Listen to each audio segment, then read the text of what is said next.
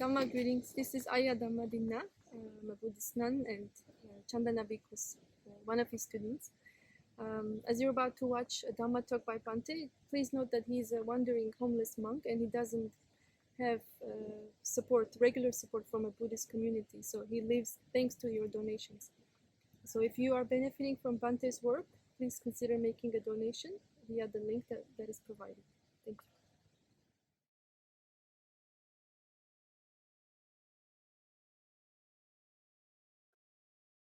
This week we continue the Sutta Exploration series, and we're coming back to the Anguttara Nikaya, Book of the Seven. And this was not supposed to be for this week. I hadn't planned for this sutta, but then a few days ago I was like, wait a minute, this is a wonderful sutta, and it is the Blazing Bonfire, Aggikkhandhopama Sutta.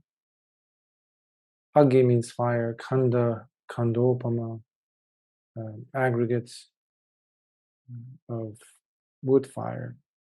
In Old English they would say faggots, sticks that you put together, and then you create bigger and bigger and bigger fires.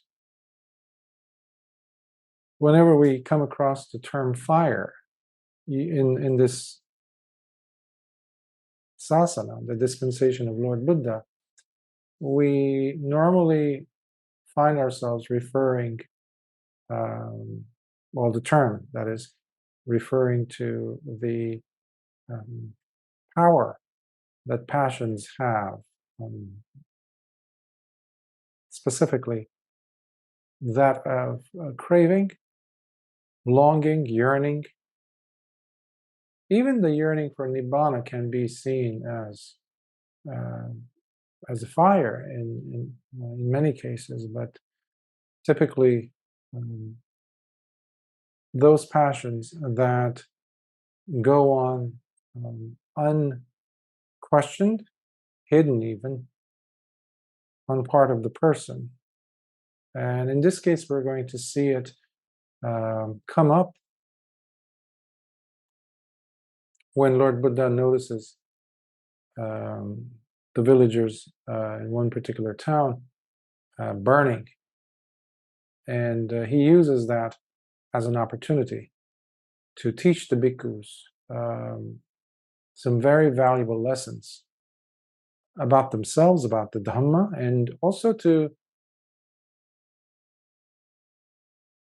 help them to see whether this path is for them.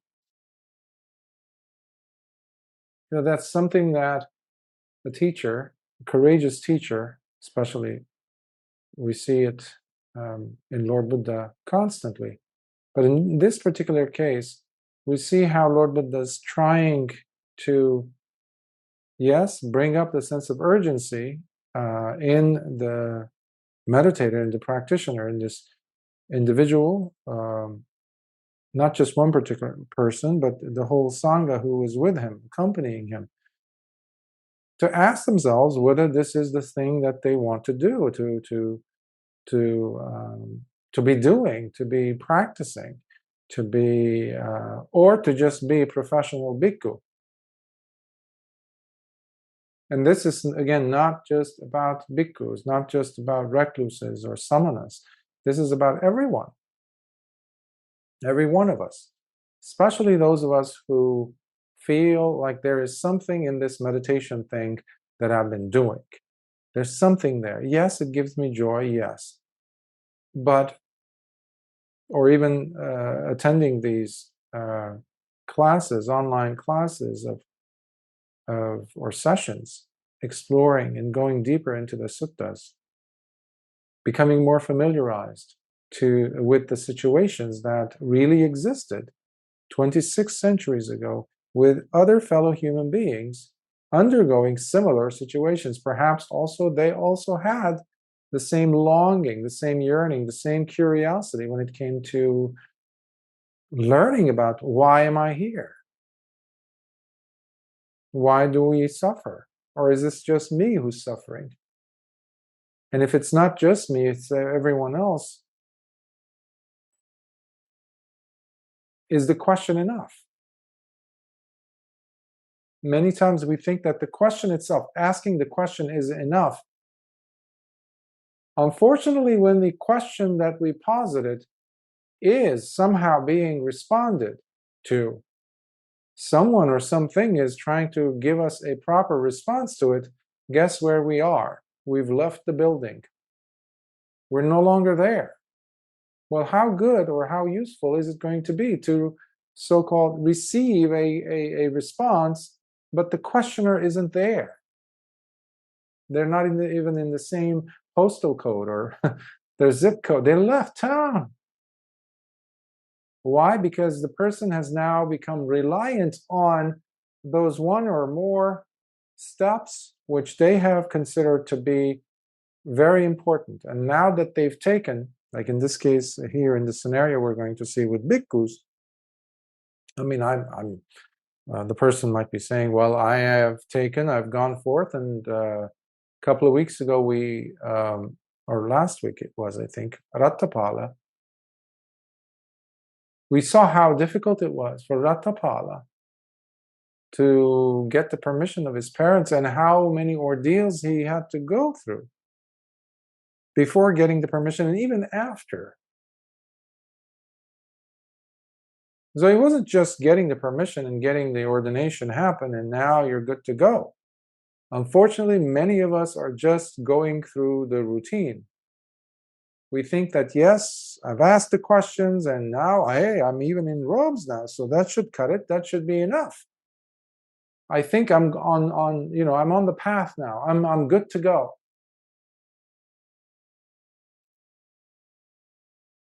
No, you're not.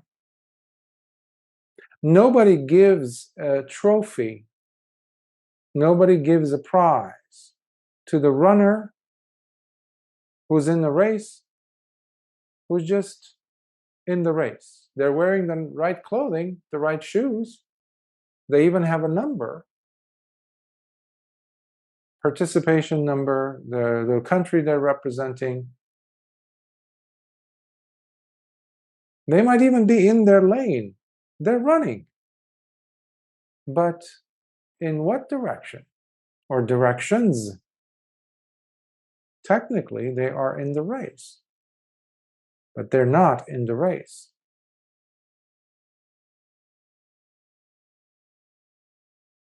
When you're running a relay race where you have 4 participants in each team,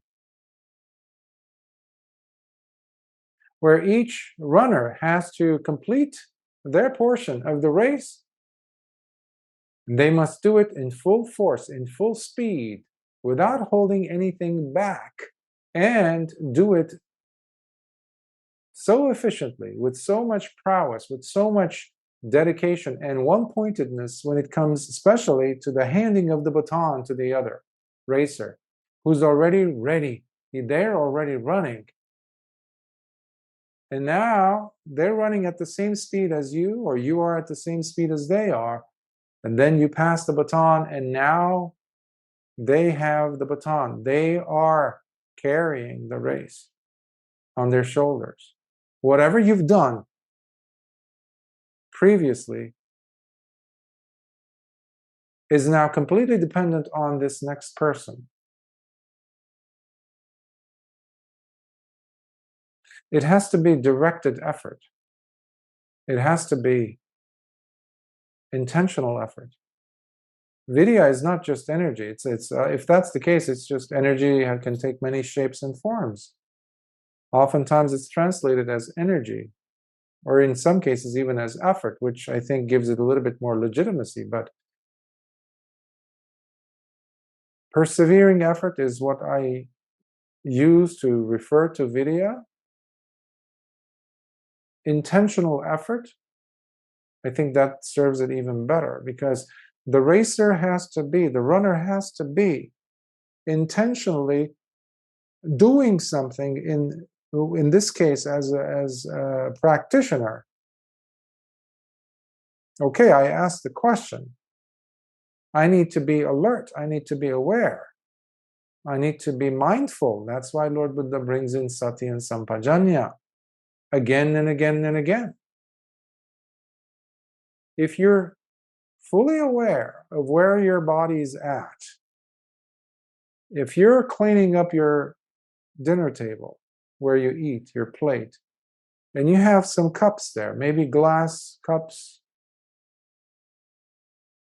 and you're reaching over and there's a towel or something, a napkin, tissue, or some forks, utensils, and you're reaching over. Yes, your intention is to reach over and grab hold of that dirty plate or fork or cup or something. That is crucial, that is important, but you cannot forget about your forearm, the distance of your elbow to that glass cup, or other people sitting there next to you.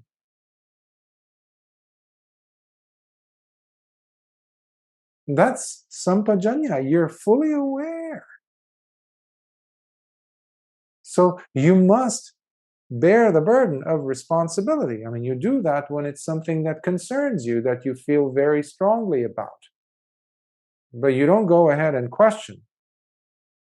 You don't go ahead and minimize the role that you have to play in making sure that you're thoroughly there. That's another term for sampajanya. Thoroughly, fully there. So it's not just sitting in meditation. It's not just going on a retreat. It's not just paying attention or listening to suttas or reading them or pondering on them and then saying, yeah, I think I got what Lord Buddha was saying. I'm good to go. And then you fall back into your old routine. Hey, it's like almost like that athlete in the 100-meter or 400-meter dash. Hey, I'm here. I did all the trainings and I've won all the races to get me to this point. It's the Olympics. And I'm even with, look at this, 7, 8 people all lined up and I'm here. So I'm good. So now I can let down my hair. Like I can just relax a little bit. No.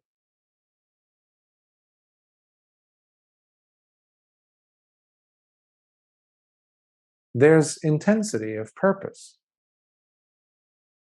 And that's another way of understanding the Aggikkhandhopama Sutta, the blazing bonfire that Lord Buddha uses as an opportunity to bring some Dhamma into the hearts of the Bhikkhus who are with him.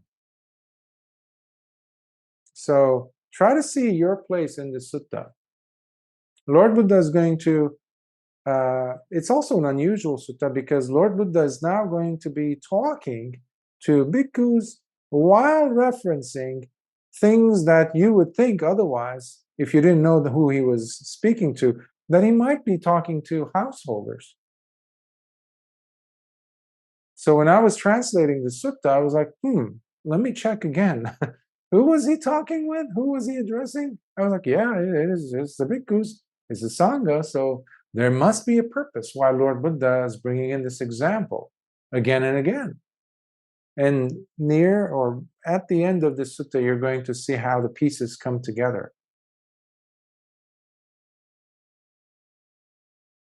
To shake the sangha up, not just of those days, but even of today.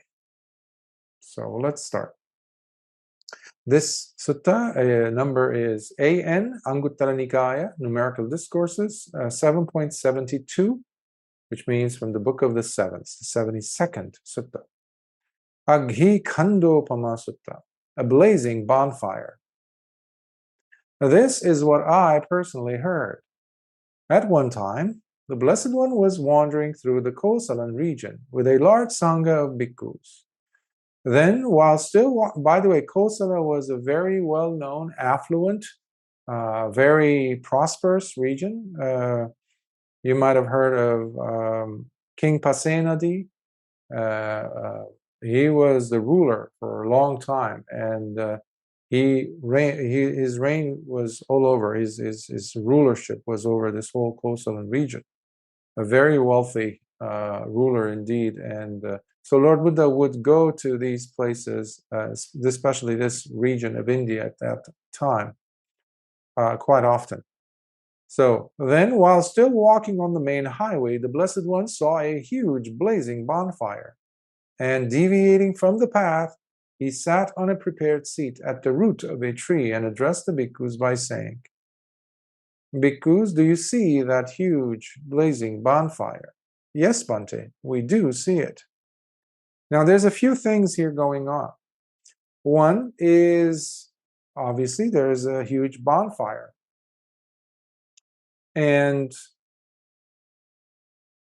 the bonfire means usually that there will be householders around it.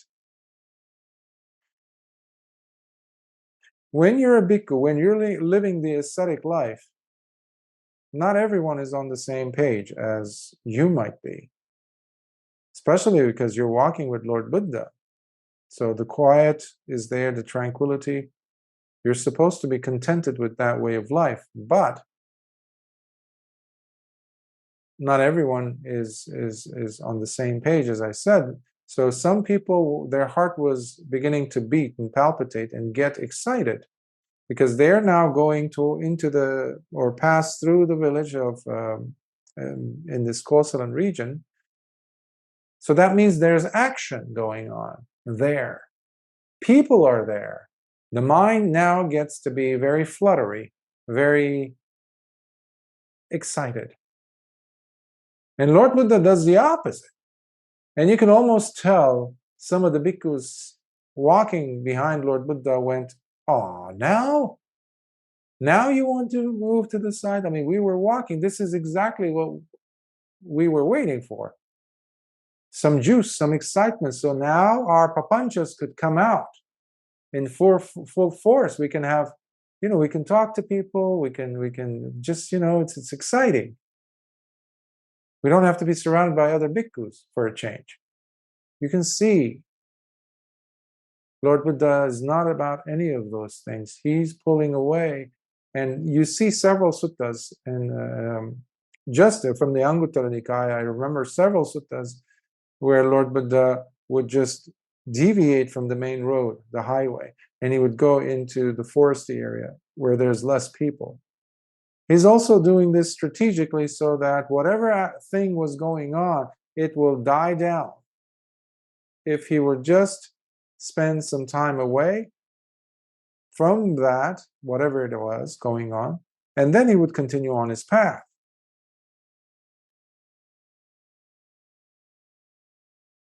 This is something that we fail to consider. Every time the sixth sense doors come and pull you away, look at this, oh, look at this news, oh, look at this sound, oh, where's it coming from, oh, what's going on, why did that person over there scream suddenly? Well, before you stick your neck out like a crane does, or a rooster, out the window to try to see what happened, what is happening, or I don't want to be missing anything, pull it back and say, what am I doing? Why am I so excited suddenly? When I was in a doldrum state, I was so like, oh. Now all of a sudden I'm animated. What happened? What just happened? This is you maintaining guardianship, keeping that guard strong on your sixth sense doors. With sati, that's what it needs. When you pull yourself away, you're not simply impulsive. You're not just following with whatever, whims you get, because your sixth sense doors picked up a signal. No. Animals do that. Dog does that. Perking the ears, getting up, sticking its tail out, like ready. What is that? There's got to be a reason that I'm different than a dog. Or a gazelle always lifting its head, look what's going on, or a squirrel, or a cat. Our movements should have a purpose. And the purpose comes under the auspices, if you will, of sati, of mindfulness. So they answer, yes, Bhante, we do see the blazing bonfire. And Lord Buddha says, Bhikkhus, what do you consider to be better? To go and embrace this huge mass of blazing bonfire, to go and hug it basically, as you sit or lie down next to it? Or, this is the strange part about the sutta and who Lord Buddha is addressing.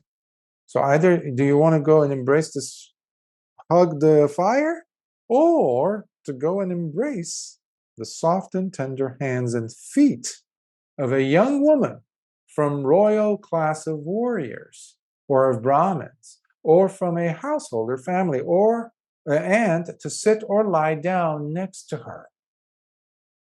It's almost like, is this a trap? Is this like a, what is Lord Buddha, is he setting up a trap for the bhikkhus? Why would he be talking about a young woman, her hands at the feet and kissing the feet versus kissing the bonfire? Is this really Lord Buddha? These are legitimate questions, obviously, when you look at it first time. But then we have to look at things all, contextually, which often is completely missed out on when we go through suttas. Most people, when they read the suttas. And this is the bhikkhu's response. Bhante, it would be much better to go and embrace the soft and tender hands and feet of a young woman from royal class of warriors, or of Brahmins, or from a householder family, and to sit or lie down next to her. And I put an exclamation point next to this. Imagine Venerable Sariputta saying that. No, Bhante, it'll be much better for me to go and lie down next to a young woman. I mean, would he even say that? Would any of the bhikkhus that you've seen us go through all these in this beautiful journey of the suttas, could you recall one person, one bhikkhu, who was a practitioner, serious practitioner, saying such a thing?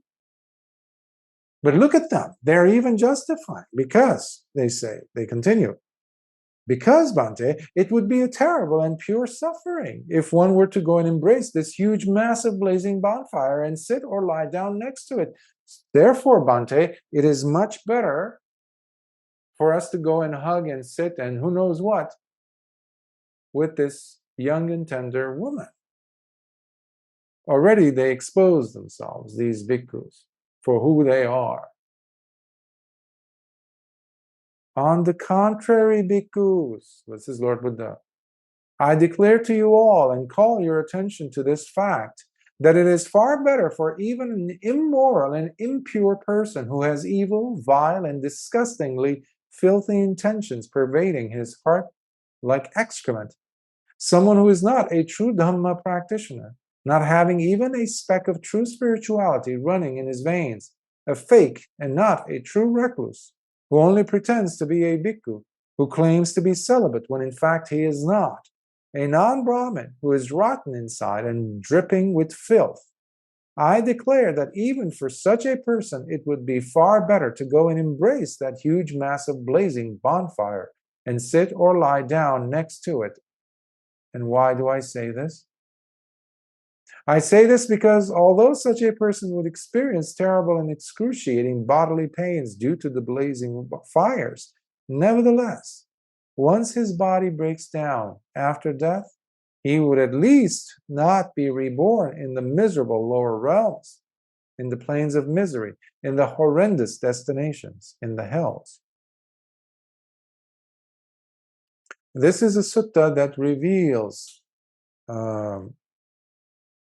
what was going on behind the scenes, who these bhikkhus were really, and what Lord Buddha was struggling with in teaching this group of bhikkhus, which are not just few, by the way, which we'll see in the end of the sutta. But look how Lord Buddha is bringing in the example of a vile and evil person.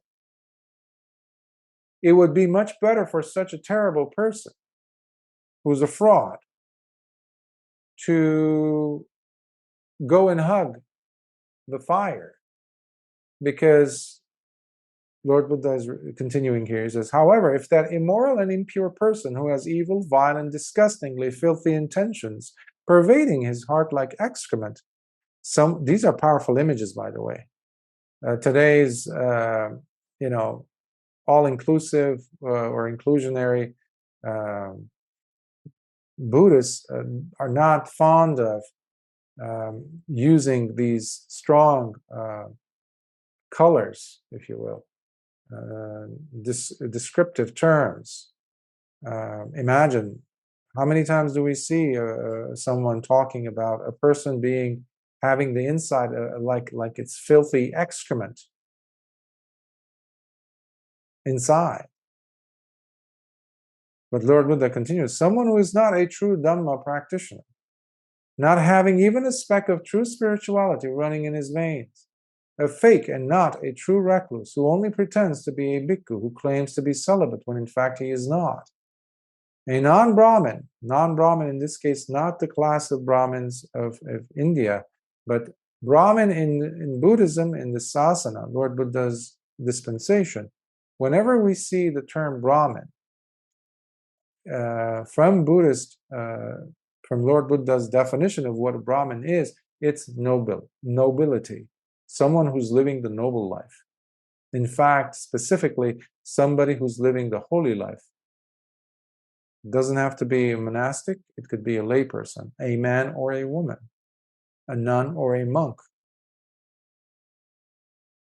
So Lord Buddha says, someone who is rotten, non-Brahmin, rotten inside and dripping with filth, if he were to go and embrace the soft and tender hands and feet of a young woman from the royal class of warriors or of Brahmins, or from a household family, and sit or lie down next to her, it will surely lead to his suffering and anguish for a very long time. But not only that, because once his body breaks down after death, he will be reborn in the miserable lower realms, in the plains of misery, in the horrendous destinations, in the hells. There are so many examples where Lord Buddha is using references to help the person, the listener, to identify the good, the bad, and the ugly. There was a movie, a Western movie, I remember in the 70s, I think, and a Western movie, I think, one of those spaghetti Western movies, they call it. And it had one of those titles, I think. It was Clint Eastwood, I think, the actor. But the good, the bad, and the ugly, I think. But basically, he's pointing out a situation that could be improved upon if the person understands the consequences of actions. This is about kamma. This is about intentional action. This is about, well, I can do this now, but is this the most appropriate thing that I can do? Does this contain within it hiri and ottappa? Does it have within it wise moral shame and wise moral fear? Do those things, qualities, become generated when I think about this possibility as a bhikkhu going and lying down next, or at least in my mind?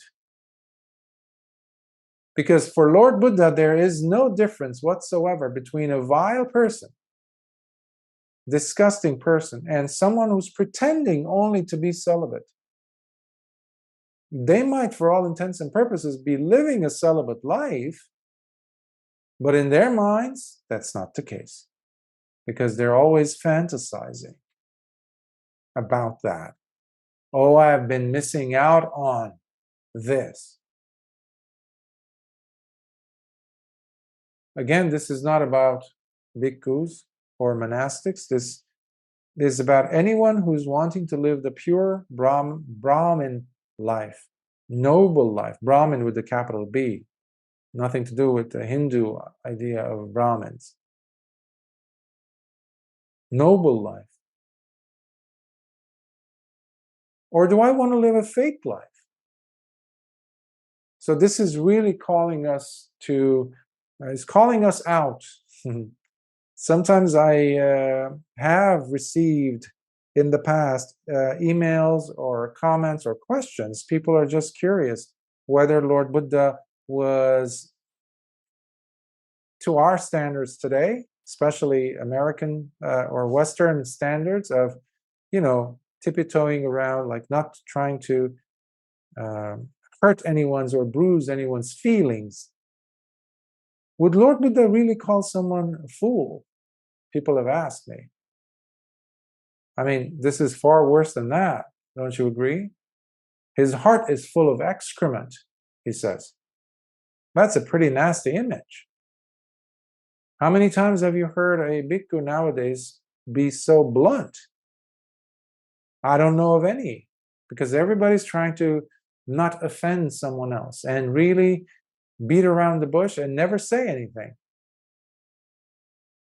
So we have to say it, because we have to criticize even bhikkhus, we have to criticize, chastise anyone who's not living the life that they say or claim that they are.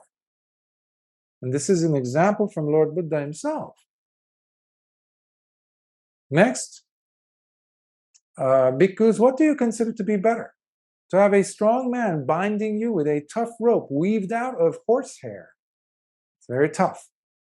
As he tightly squeezes at both your ankles and knees, tighter and tighter, crushing them until the rope tears through your outer skin, your inner skin, the muscles and flesh, the veins, bones, and all the way through until it stops at the bone marrow. I would call that excruciating, to put it mildly. Or is it better to be welcoming of the veneration offered by the warrior kings, Brahmins, or the wealthy householders with higher social standing, all bowing down to you as a sign of devotion and honor? So basically, he's saying, which one of these scenarios would you prefer to be happening to you?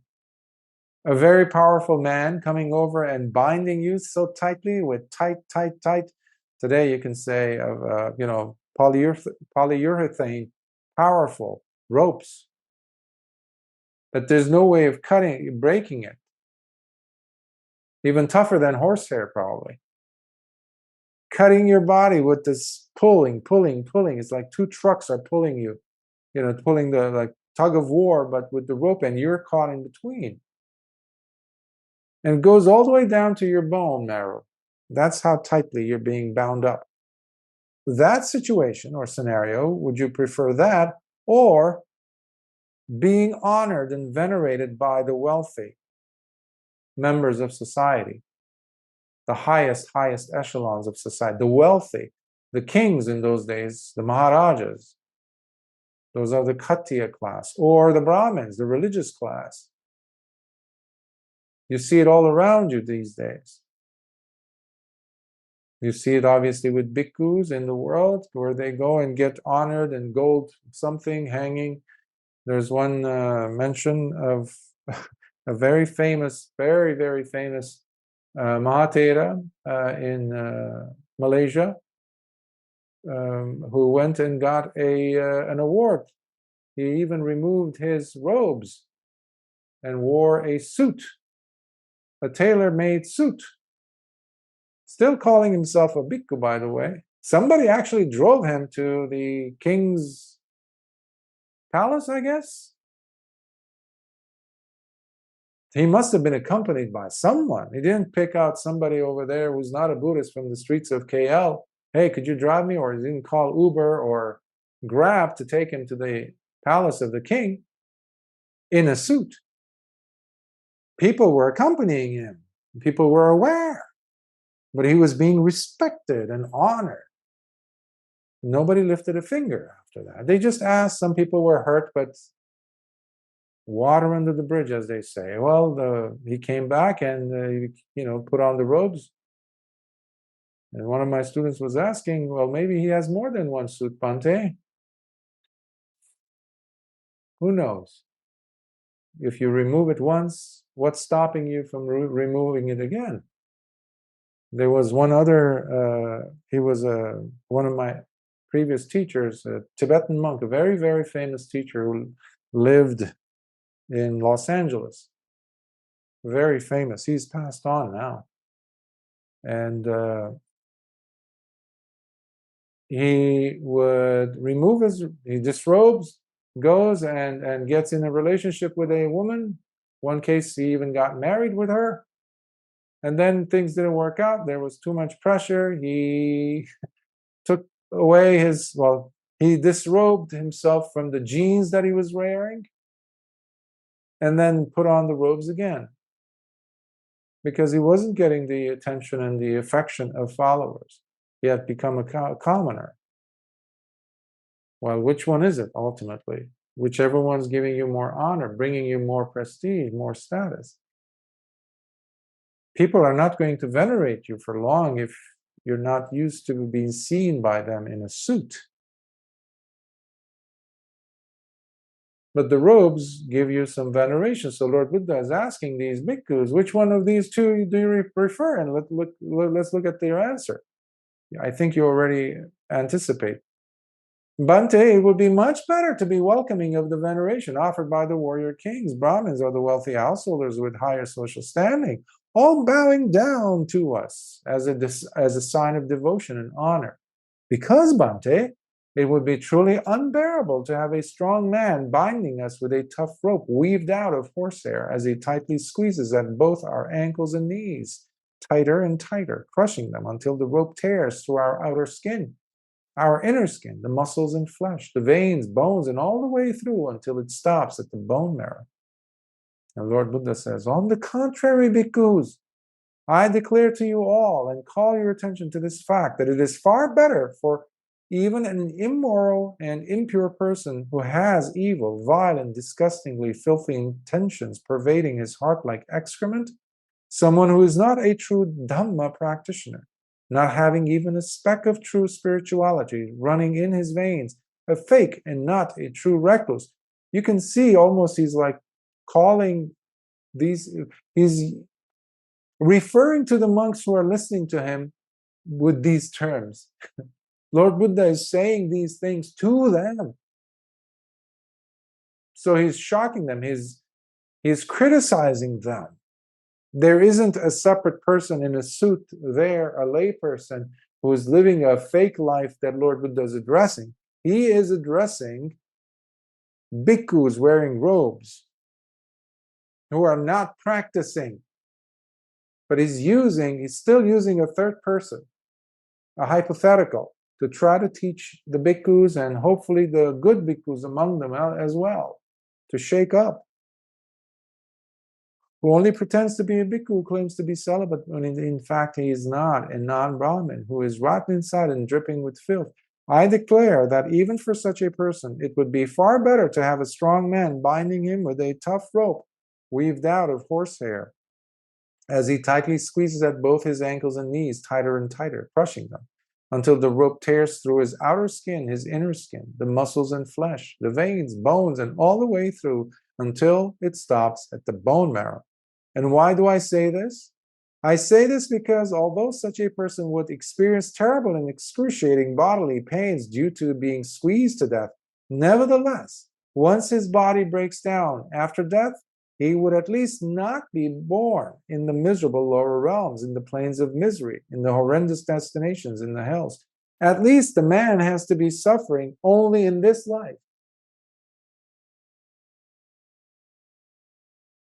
To live a double life or multiple lives, I just am sometimes quite shocked how people could say something and knowing full well that that does not represent the truth, meaning they're lying, they're deceiving themselves, but they're also deceiving others. I think the most potent among these two is when we are lying to ourselves, because that's the one that we have to live with. So Lord Buddha is saying, at least that person, the terrible person, would have to suffer until the end of this life, because he won't be doing anything by having chosen this. Any added consequences will not come to him if he were to accept the veneration of others. Today we are in broad daylight doing this when we go and accept the veneration of others, the gifts coming from others. When someone gives you, when they flatter you, what's the catch?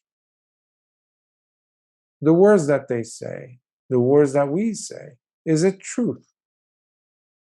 does it have truth in it? In what I'm saying, in what I'm doing? And sati reveals it. At least it reveals it to us first. And people around us will notice. Sati brings authenticity. If you have sati in your activities, you will not break sila. Let me repeat that. If you are living your life, engaging in actions of thought, speech, and body, with sati being present, you will not break sila. That's why sati protects us. You don't even have to be reminding yourself of the 5 precepts. Oh, I can't break the 2nd precept, or the 4th precept, the 3rd precept. No, you have sati. You don't have to worry about a thing. When it comes to that, of course, we take the precepts to anchor us in more. There's truth in sati. It's like a drop of bleach that comes and cleans up a dirty plate, a dirty cup, oily, messy cup. However, if that immoral and impure person who has evil, vile, and disgustingly filthy intentions pervading his heart like excrement, someone who is not a true Dhamma practitioner, not having even a speck of true spirituality running in his veins, a fake and not a true recluse, who only pretends to be a bhikkhu, who claims to be celibate when in fact he is not, a non-Brahmin who is rotten inside and dripping with filth, if he were to be welcoming of the veneration offered by the warrior kings, Brahmins, or the wealthy householders with higher social standing, all bowing down to him as a sign of devotion and honor, this will surely lead to his suffering and anguish for a very long time.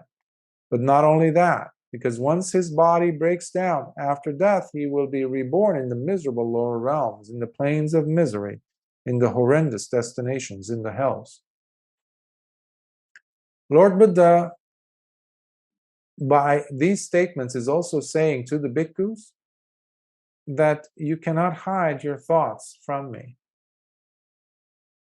Unfortunately, this sutta doesn't say, the commentaries don't say, to my knowledge, anything that has happened before Lord Buddha saw the bonfire. Probably there were maybe some villagers passing by, and some of the bhikkhus, or one at least, looked at her with certain intentions. Or they were giggling, or they were smiling, or talking to each other, because this was a long line of bhikkhus walking behind Lord Buddha. And Lord Buddha does not waste time, does not waste a good opportunity to teach.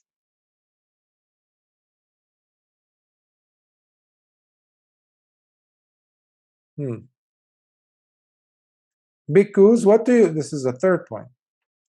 What do you consider to be better? To have a strong man standing behind you who cuts you down mercilessly with a large sword that has been carefully sharpened in oil for a long time? Or is it better to be welcoming of the devotion offered with hands in anjali by the warrior kings, Brahmins, or the wealthy householders with higher social standing? So, of course, the logic says, well, yeah, between the two, I'd rather have the royal, and it's not just regular somebody on the street, insignificant member of society, a homeless person giving me anjali, hands, palms in front of their heart, No, these are the kings, the who's who of society. Of course I'm going to choose that over the guy standing over my head with a large sword, cutting me down. Logically, that's what the brain says. But of course, these bhikkhus apparently are not wise enough to listen and to understand what is Lord Buddha's objective in asking us an obvious question such as this. What could he possibly be trying to get to with this question? Bhante, it would be much better to be welcoming of the devotion offered with hands in anjali by the warrior kings, Brahmins, or the wealthy householders with higher social standing.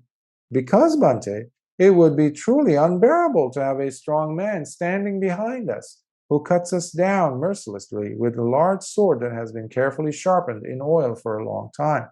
Sharpened in oil means like you dip it in oil and you keep sharpening it, either on a whetstone or on a leather. Especially, actually, because it's oil, most probably on a stone. It's as I said, quite revealing that they are openly choosing the hands of a tender, soft, hands of a young woman, the veneration from kings, and anjali from wealthy individuals, who's who of society, rather than pondering for a millisecond and saying, okay, what am I saying?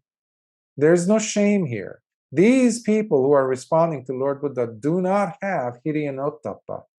Now, the sad thing is that if you were to fast forward this and you bring this to today's society, not just among bhikkhus, but anywhere that you find yourself congregating or going and seeing people, or even virtually, how many people do you know and hold in high regard, would you say, would go ahead and choose the exact same answers as these monks? How many among the people that you venerate and respect, people that you love in your life, would go ahead and choose the tough choices that Lord Buddha is highlighting versus the easy one? These people are not believers or appreciators of Kamma, basically. These people are simply following what you see is what you get. Meaning, there are no consequences to my actions, Bhante.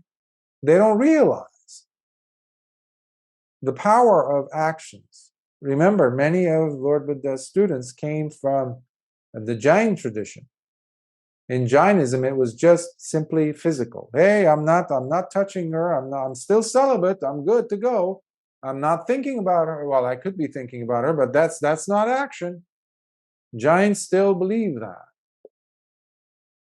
Not just Jains, by the way. Today, you have a lot of Buddhists, Theravadan Buddhists, monks even believing that. Hey, I'm keeping the Vinaya.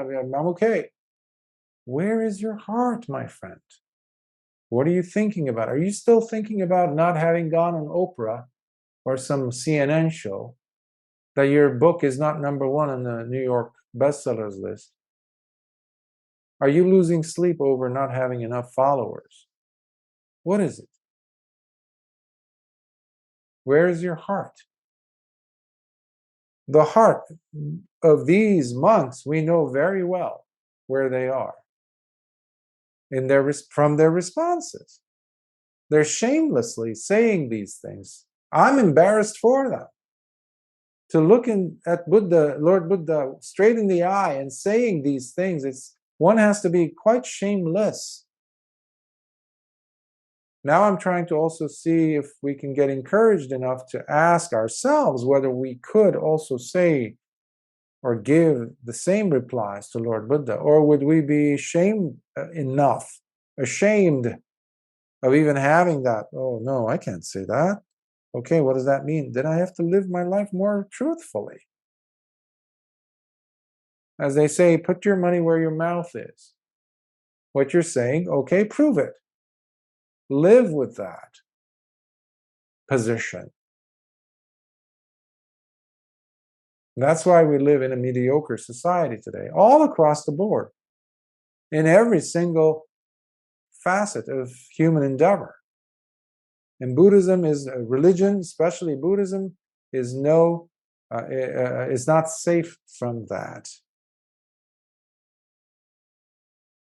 So Lord Buddha now comes and tries to give them a piece of, his mind. On the contrary, because I declare to you all and call your attention to this fact that it is far better that for even an immoral and impure person who has evil, vile, and disgustingly filthy intentions pervading his heart like excrement, someone who is not a true Dhamma practitioner, not having even a speck of true spirituality running in his veins, a fake and not a true recluse, who only pretends to be a bhikkhu, who claims to be celibate, when in fact he is not, a non-Brahmin, who is rotten inside and dripping with filth. I declare that even for such a person, it would be far better to have a strong man standing behind him who cuts him down mercilessly with a large sword that has been carefully sharpened with oil for a long time. And why do I say this?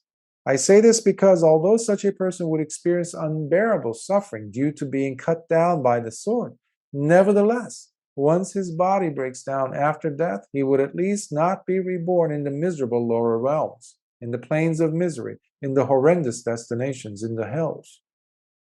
You have today bhikkhus who are avoiding even talking about rebirth, avoiding talking about the power of kamma, avoiding talking about the consequences of people's actions, terrible actions that they're committing. What's the fear? You remove kamma the way we understand in this Dhamma and discipline of Lord Buddha's. You remove kamma in that sense, the consequences of those intentional actions. You remove rebirth, this whole Dhamma collapses.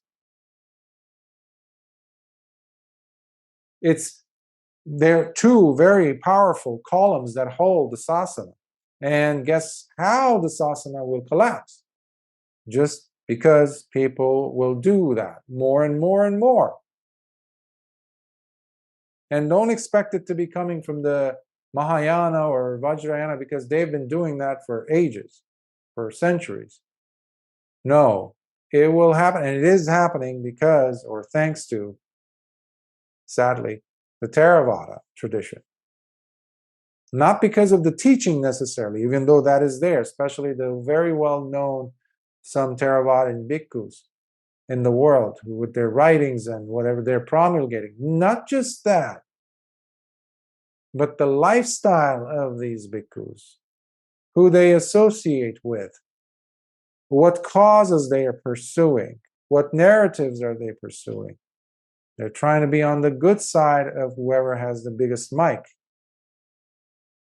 This is not why we practice the Dhamma of Lord Buddha. The Dhamma stays. All of us will come and go, including Lord Buddhas. The Tathagatas will come and go too. The Dhamma will remain. But the teachings of Lord Buddha will vanish and are vanishing. So, the easy road is not necessarily the right road, and as we see in the sutta. So Lord Buddha is saying, don't just push away the consequences that will come to you because you're going ahead and saying, I prefer the Anjali or the veneration from the rich people,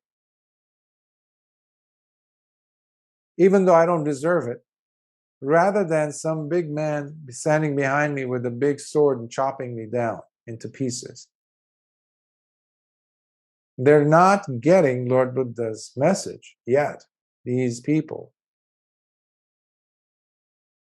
Because Lord Buddha again and again is saying, he will be reborn if he were to choose the vain, baseless veneration, the Anjali from the warrior kings, Brahmins, or the wealthy householders with higher social standing. Because their suffering and anguish will be far longer than what this life may offer. Because these bhikkhus, you can tell, they did not believe in life after death, or the consequences, or kamma vipaka that will come to them. After all, when a person is thinking, well, I can get away with it, when? Well, for now, because I'm untouchable, no one knows this. I only know this, so I should be fine. Yeah, for now. That's a question we're not asking ourselves, or a mirror that we're not standing in front of and be honest with. The miserable hells are real. Consequences of your actions are real. In fact, so much so that Lord Buddha said, you only have one inheritance, and that is your kamma. It's not your name, not your DNA, not your culture, not your citizenship somewhere, not your hair color, not your cultural proclivities or however dear they are to you. You will not take them with you. You will only take with you your true inheritance, and that is your Kamma. This is another reality that has been pushed aside in our society. We don't think about the consequences of our actions. We laugh at it, even though we talk about it. But in essence, our living, our livelihood or lifestyle is one that discards it, the power of Kamma. And that is another reason why we live with Hiri and Uttappa. Anyone who doesn't live with wise moral shame and wise moral fear is a person who spits in the face of Kamma. But there's this thing called time. Time. And when Mara is playing around with the hourglass of time, you will be fooled into thinking that you have a lot of time on your hands, and the day will come where you're going to be fine, and you'll have a lot of time to change your ways. Things will be better, don't worry. There's a term in the Dhamma, we call it Pono Bhavika. The constant becoming, rebecoming, that drive of tanha. Don't worry, we still have more time. Don't worry, we have more lives. Well, what kind of lives are we talking about? Lord Buddha's intention was to have us no longer undergo the lower realms. That's why he always insisted on a person becoming a sotapanna at the very least. Next, bhikkhus, what do you consider to be better? To have a strong man grab you and then begin wrapping your body in a fiery iron sheet that is glowing red hot, blazing and burning? Or is it better to accept an offering of robes given by warrior kings, Brahmins, or householders? You see the contrast? Imagine a metal sheet that's been on fire. It's been in the furnace for all day. It's red hot. And just like a sushi roll, you're being rolled into that. Okay? But no one's going to cut you so you can actually breathe. No, you're rolled in like a burrito. Would you like that, or would you like to be given robes? Especially after the Vassa period, which we're in now. When we come out as bhikkhus, every monk gets so many robes from people. Well, one has to deserve the robes, that's what Lord Buddha is saying, just like deserving of the Anjali, deserving of the veneration of the kings who are bowing down to you. Do I deserve that? And you kind of guessed what the answer will be from the bhikkhus. Bhante, it would be much better to accept the offering of robes given by warrior kings, Brahmins, or householders, because, Bhante, it would truly be unbelievably painful to have a strong man grab us and then begin wrapping our body in a fiery iron sheet that is glowing red hot, blazing and burning. And you know what else is burning? Their desire to always get the best. Their desire to be on the softer side of things, to enjoy pleasurable experiences, to be in a delightful state. That fire is the real bonfire, not the bonfire that Lord Buddha saw outside, lit by lay people. No, the real bonfire in the sutta, you can see where it is. It's in the hearts of each of these bhikkhus who are obscenely standing in front of Lord Buddha and responding to him with these answers, replies that come only from avidya. On the contrary, bhikkhus, I declare to you all and call your attention to this fact, that it is far better for even an immoral and impure person who has evil, vile, and disgustingly filthy intentions pervading his heart like excrement, someone who is not a true Dhamma practitioner, not having even a speck of true spirituality running in his veins, a fake and not a true recluse who only pretends to be a bhikkhu, who claims to be celibate when in fact he is not, a non-Brahmin who is rotten inside and dripping with filth. I declare that even for such a person, it would be far better to have a strong man grab in and then begin wrapping his body in a fiery iron sheet that is glowing red hot, blazing and burning. And why do I say this?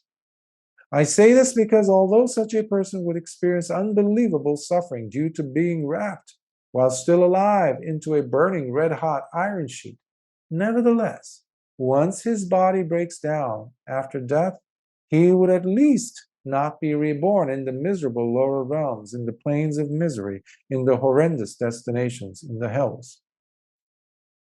You have several suttas where Lord Buddha talks in detail about the suffering that awaits a person who lives immorally in this body, who lives without virtue in this body. Obviously, if you're getting away with it, you're getting away with it. But that should not blind you into thinking that you've really gotten away with it. Because anyone with the least amount of IQ, a double-digit IQ, some very, very basic intellect, common sense, should stop and consider, well, it can't stay like that because things don't stay unchanged. And if I'm getting away with it now, the day will come where I will no longer be. And whatever was hidden, it's going to come out.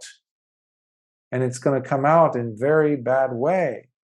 Because I will have to face my miserable actions in miserable realms where no one will hear my cries. No heart will become softer. No grip of fists will become softer and gentler in seeing me cry in the hell realms.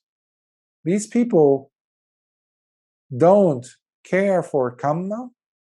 They don't believe in the consequences that awaits every single one of us. And they completely have neglected to consider the very possibility, even if it's a very, very small possibility in their secularist minds, of the presence of hells. That's huge, even if it's a very, very, very small possibility. Imagine that were to be true. Even that should shake a person down to their boots, as they say, to change their direction. And Lord Buddha says, however, if that person, immoral person, who claims to be celibate, but if he were to accept the offerings of robes given by warrior kings, Brahmins, or householders, that will surely lead to his suffering and anguish for a very long time. But not only that, in a long time, in that life, in this life, meaning, but not just that, he says, because once his body breaks down after death, he will be reborn in the miserable lower realms, in the plains of misery, in the horrendous destinations, in the hells. We must deserve the gifts that come to us. If we do not deserve them, then we cannot accept them. That's why I use the word deserve. It's very important. Otherwise, you're deceiving. Lord Buddha has many, many examples where he almost like, I wouldn't say cursing, but he's highlighting the fact that it would be far better, just like in this sutta, far better for somebody to gulp down hot copper iron balls instead of the morsels of food that the faithful offer into his alms bowl.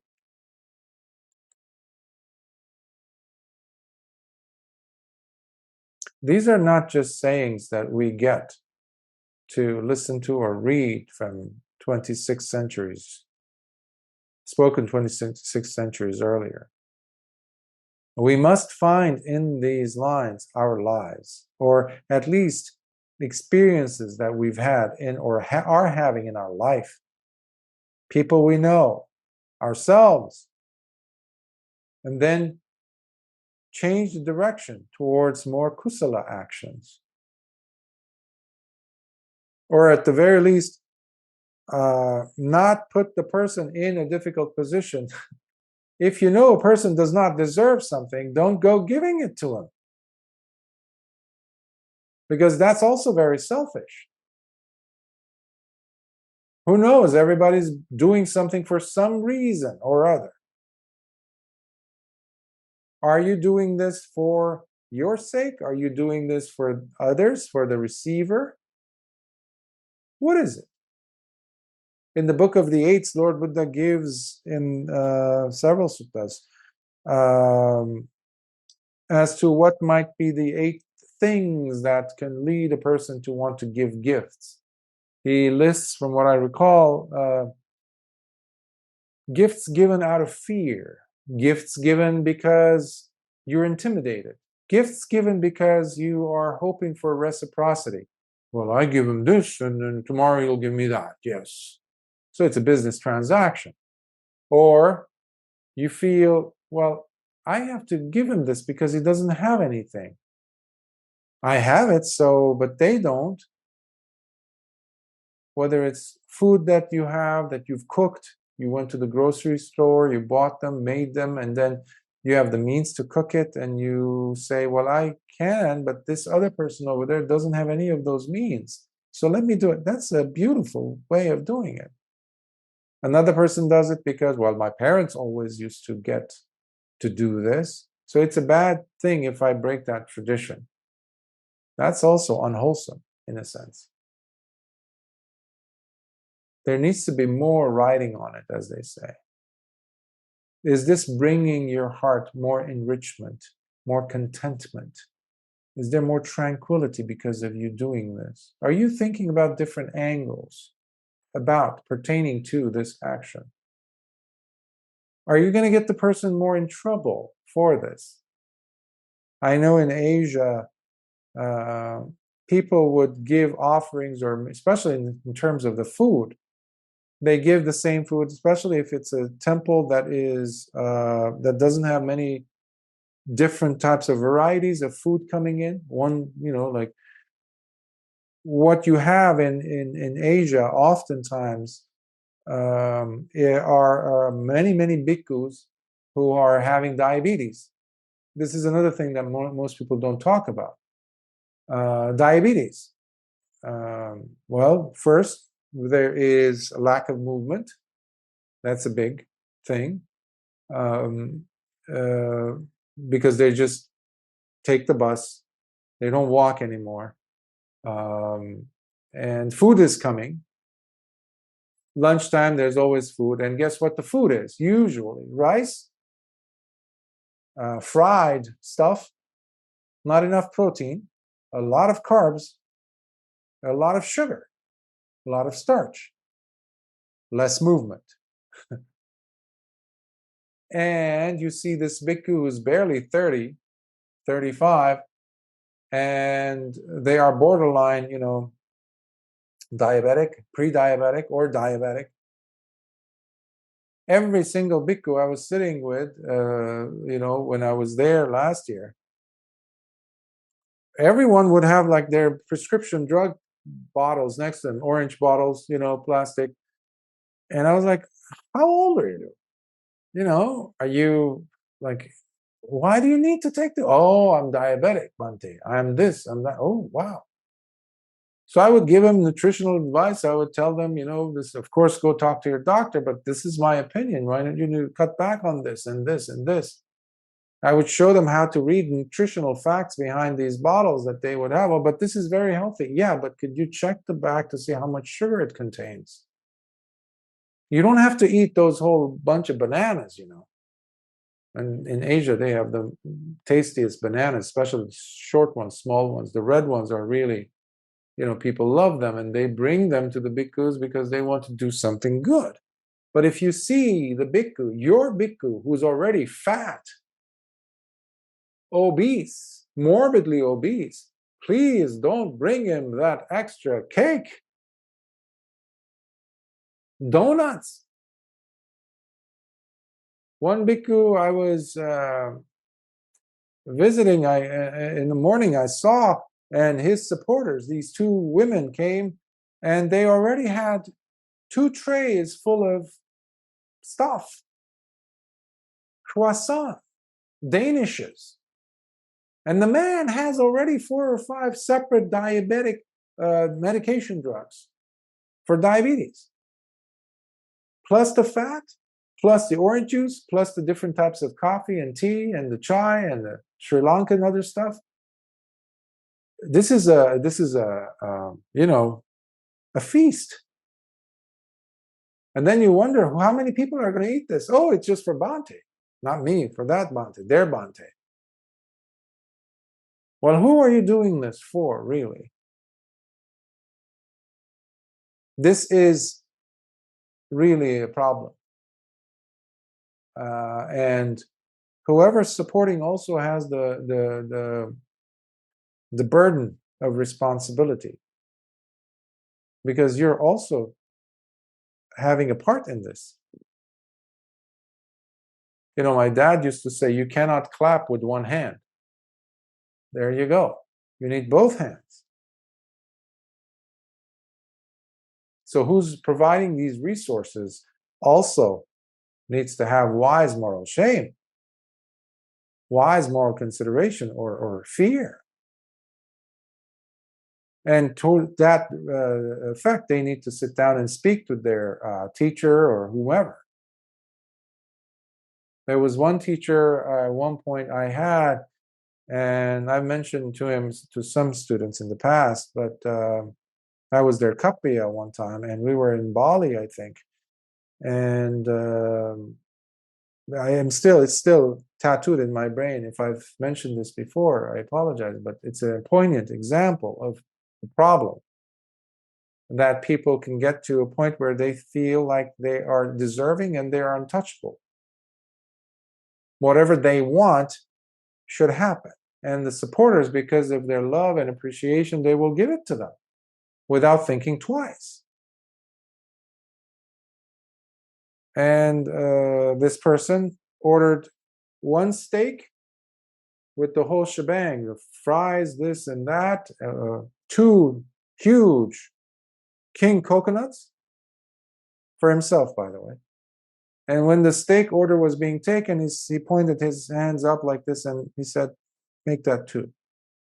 2 huge plates of steak with everything that comes with it. My jaw dropped. I was like, wow. So, we call this also middle path. In this case, we can look at it like, which part of this is middle? Do I really need this, or am I feeding my eyes versus my gut?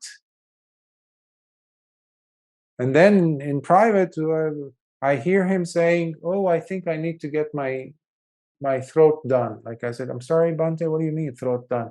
Oh, I need to go get plastic surgery because I need to remove this double chin. What? If it was a layperson saying this, I might be, somewhat anticipating such a statement, but not from a Mahatera. This is how human beings can fool themselves into thinking that they are far greater than what Lord Buddha is teaching, because the Dhamma is absent in such a lifestyle.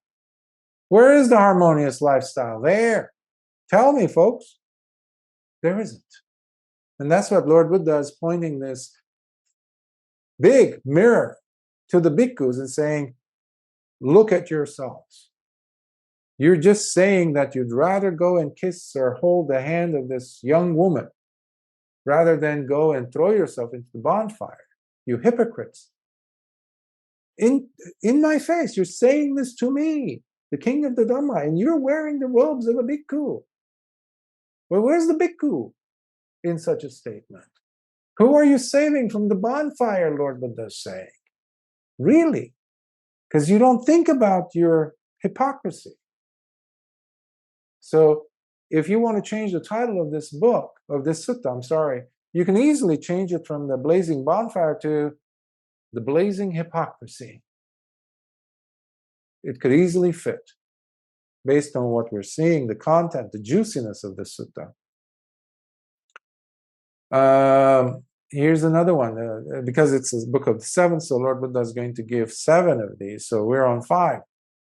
Bhikkhus, what do you consider to be better? To have a strong man grab you and then ruthlessly pry open your mouth with a burning red-hot metal spike, yank it open, and then shove blazingly hot copper balls down your throat, and in the process, entirely burn and scorch your lips, tongue, mouth, throat, esophagus, and stomach, after which those fiery red-hot copper balls would come out of you from the other end, along with your intestines and everything else with them?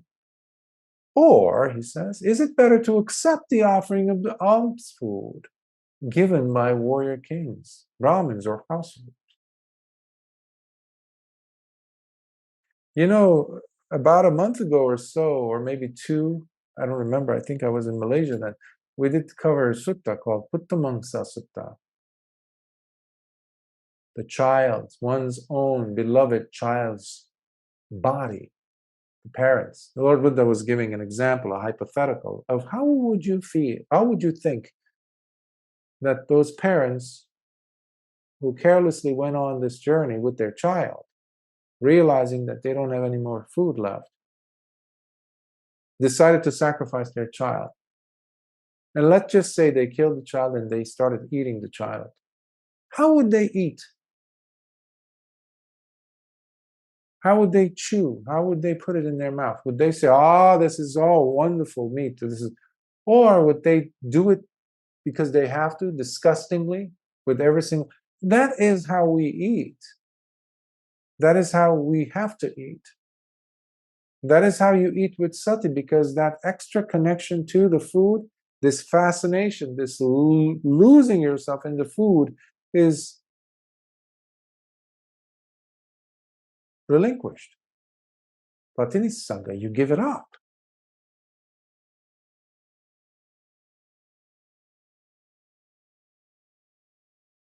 Bhante, this is the monks, it would be much better to accept the offering of alms food. No surprise, right?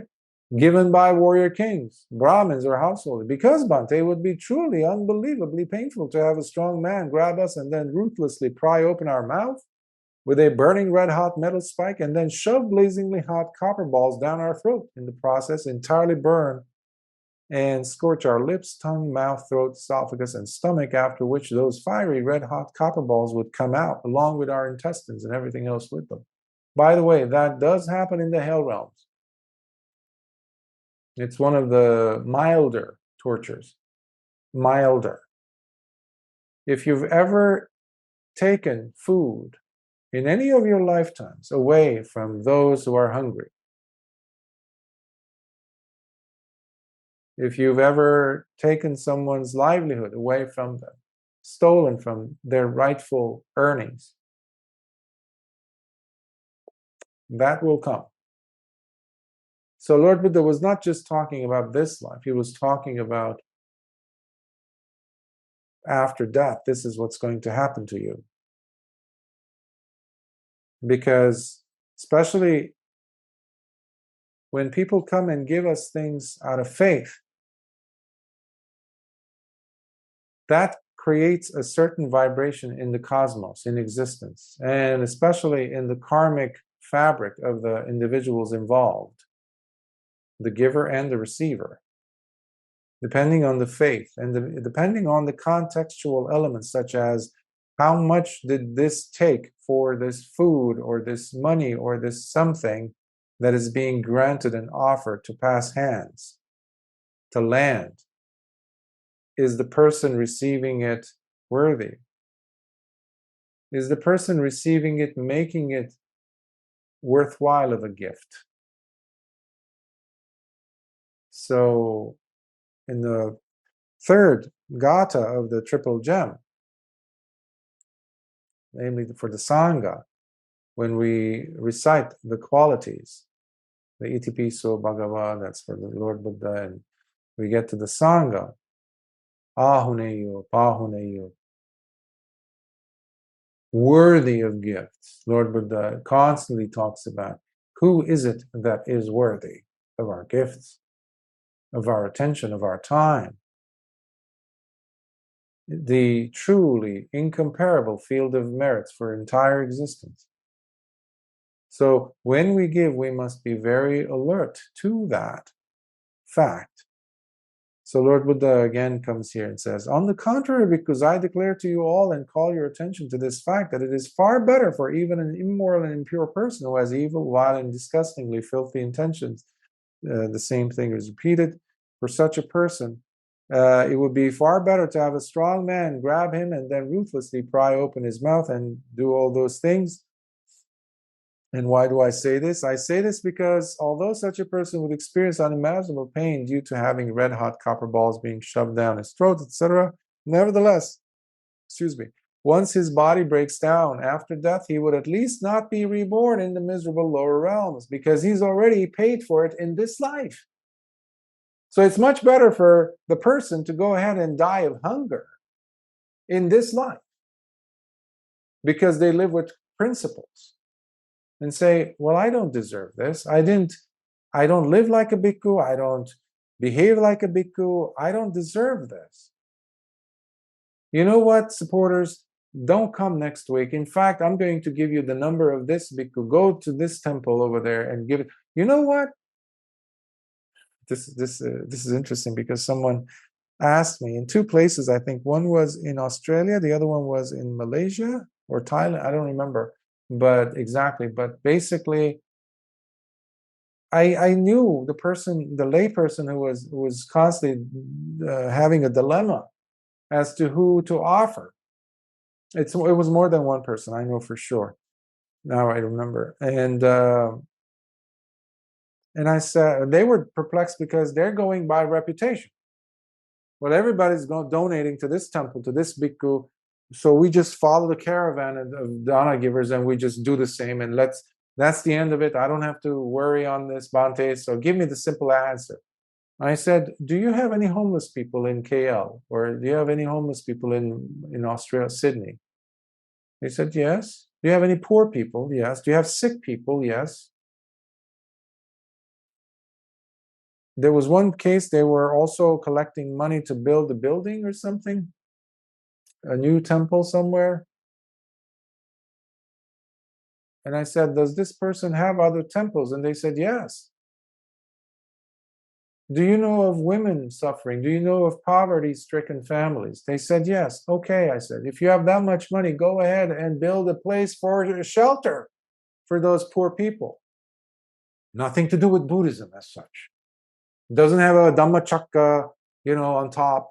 It doesn't have a Buddhist something on top. Doesn't have the Buddhist flag on it. Who cares?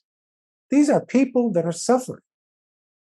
Not a single robe in sight. Not a single alms bowl for a bhikkhu in sight. Not a single Buddhist statue in sight. Who cares? There's a human being suffering there. Go give the money to them, for them. Buy the food instead of bringing it to bhikkhu. Give it to them. And they were surprised, like, I'm a bhikkhu. Why am I saying that? What's wrong with me? But then they quickly understood, because they saw that there's a need. Which one will appreciate it more? Whose stomach will appreciate it more? If this person hasn't eaten proper food for 3 months, and the other one is about to explode from obesity. Relinquish this nonsensical approach that I'm going to get more benefits if I give it to the bhikkhu. Who? Where?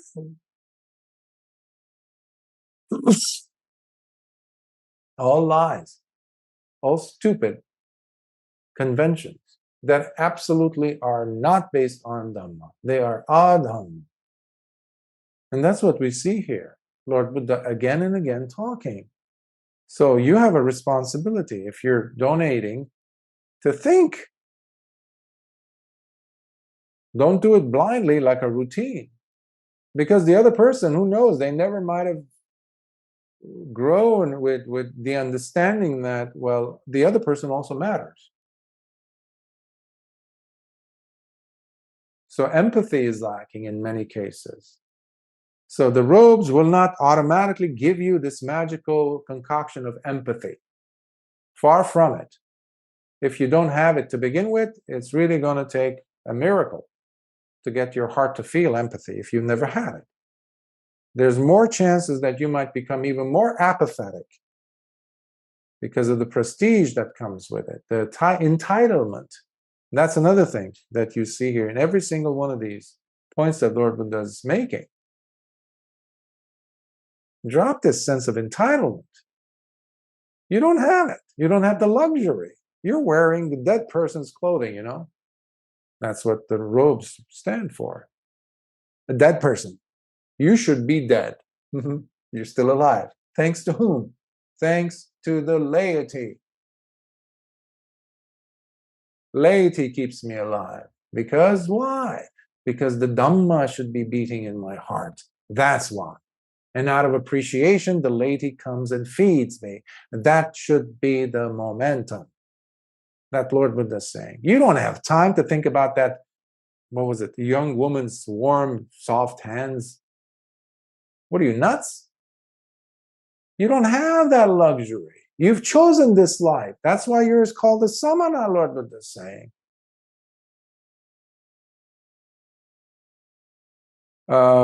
Six, Bhikkhus, what do you consider to be better? To have a strong man grab you by the head or your body and then forcibly sit or lie you down on a red-hot iron chair or bed that is blazing and glowing ferociously with incredible heat? Or is it better to accept the offering of chairs or beds given by warrior kings, Brahmins, or householders?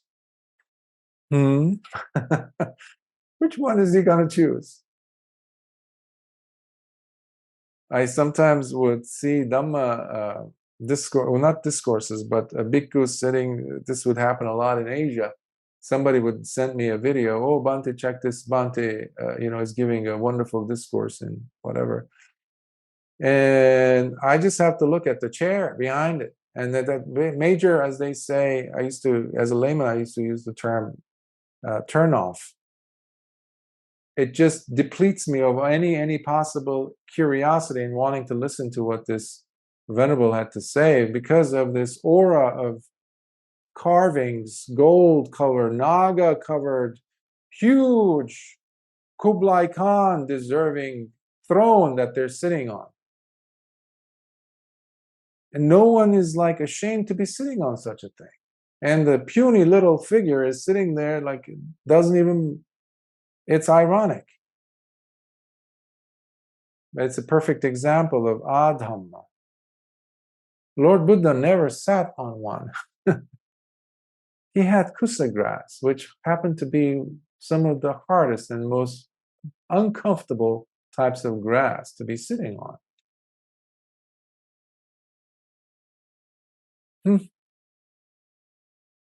Bhante, it would be much better to accept the offering of chairs or beds given by warrior kings, Brahmins, or householders. Because, Bhante, it would truly be unbelievably painful to have a strong man grab us by the head or our body and then forcibly sit us or lie us down on a red-hot iron chair or bed that is blazing and glowing ferociously with incredible heat. On the contrary, Bhikkhus, I declare to you all and call your attention to this fact that it is far better for even an immoral and impure person who has evil, vile, and disgustingly filthy intentions pervading his heart like excrement, someone who is not a true Dhamma practitioner, not having even a speck of true spirituality running in his veins, a fake and not a true recluse, who only pretends to be a bhikkhu, who claims to be celibate when in fact he is not, a non-Brahmin who is rotten inside and dripping with filth. I declare that even for such a person, it would be far better to have a strong man grab him by the head or his body and then forcibly have him sit or lie down on a red-hot iron chair or bed that is blazing and glowing ferociously with incredible heat. And why do I say this? I say this because although such a person would experience terrible suffering due to being forced down to sit on such a thing, nevertheless, once his body breaks down, after death, he would at least not be reborn in the miserable lower realms, in the plains of misery, in the horrendous destinations in the hells. So even as bhikkhus, if we don't have a place to live, to eat, the robes aren't thick enough, or they have so many holes that you have to constantly stitch them, that That's still just this body. Just this body. So you're never going to go hungry. I've never heard of anyone. I've come from a place like in Lebanon, people were oftentimes forced to be starved because roads would close and whatever you had it. So you're eating things or you're just going hungry. But really, people wouldn't die unless you're living in genocidal, places where they're practicing such things. And unfortunately, they're still happening in the modern world. But you're not going to die because you haven't had enough food. Yeah, it's uncomfortable. Lord Buddha calls it one of the sicknesses. Yes, the hunger or thirsty. The thirst would be, yes, serious. But hunger, you might end up losing some fat, which is a good thing.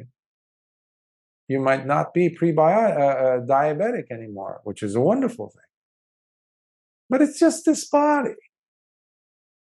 You have to drop it at the end of this life. So think about what's coming after. Lord Buddha's encouraging them. Think about that. At least die with some hiri and uttapa. At least you won't end up in the hells.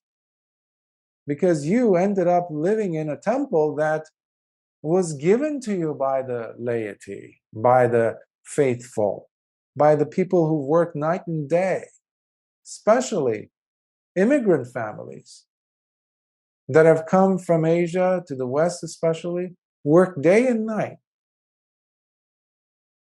And then because of their faith in their religion, in their family faith, they always sacrifice from their own food to bring food to the monks and to support the brick and mortar, the temple to house the monks.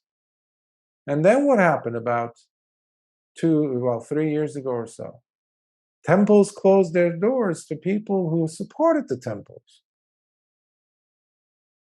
Closed their gates, making excuses. Well, we don't want to endanger our health. How? People needed a soft voice, a bhikkhu's voice, somebody who would give them some direction. Even bhikkhus who needed homes. Gates were closed. Well, who gave them these places? They didn't earn it. They didn't deserve it. The people gave it to them.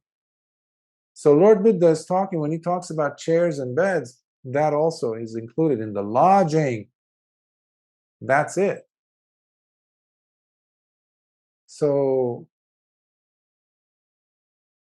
consequences don't ease up simply because times have changed. Vipaka will be waiting for every single action to be picked up, like the luggage that you pick up once you land at your destination. Even if you don't find the luggage on the conveyor belt waiting for you, don't worry. Once you get to your actual destination, to your hotel, to your wherever, there will be a knock on your door. Oh, Mr. So-and-so, Miss So-and-so, here's your luggage. Your lost, quote-unquote, luggage is here. That's what we mean by the inheritance that Lord Buddha talks about. It's a metaphor we're using, of course. Kamma vipaka. You will never run away from that. 7. Bhikkhus, what do you consider to be better? To have a strong man grab and flip you upside down and then throw you into a large copper cauldron, blazing with fire and boiling with swirling and filthy scum, where you would be cooked and roasted alive with no hope for escape, while you are being swept in this and that direction, pushing and shoving yourself upwards to jump out as you desperately try to find a way out, but to no avail? Or is it better to accept and use the offering of lodging and place to stay given by warrior kings, Brahmins, or householders? This is an elaboration of the chair and the bed. Usually they're put together, especially when we look at the Digha Nikaya long discourses. Bhante, it would be far much better to accept and use the offering of lodging and a place to stay given by warrior kings, Brahmins, or householders, because, Bhante, it would be truly unimaginable being grabbed by a strong man who flips us upside down, etc. And we can't find a way to escape from this large cauldron of burning scum, and as we try to push ourselves up. These are also, this example also, and as the previous ones, are found in other suttas as well, where Lord Buddha is talking specifically about the hell realm. So he's not talking about hypotheticals here. When he says, imagine bhikkhus this and this and this, some of them might be thinking, oh, Lord Buddha is just making scenarios to kind of show us, teach us something, but nothing having to do with real life experiences. But they do. This is exactly what Lord Buddha refers to. These examples show up when he's describing the hell realms. That's what I'm saying. But they're not picking it up.